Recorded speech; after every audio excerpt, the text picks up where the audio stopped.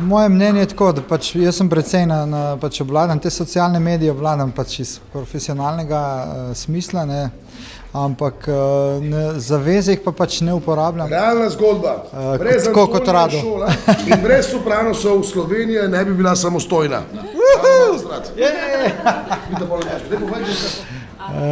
Tako da mislim pa, da se tudi da, no. Da je dosti tudi iskrenosti.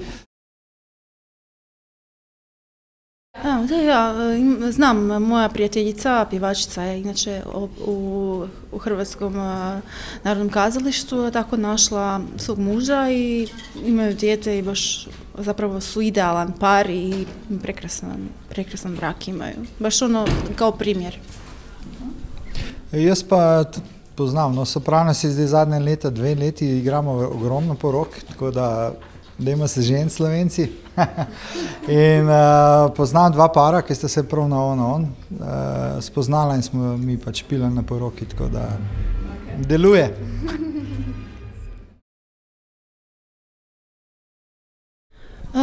Da budu samo iskreni, svoji i da ništa se ne može isforsirati uvijek, ali treba i se i aktivirati, znači željeti i kretati i na neki način tražiti pa i na internetu.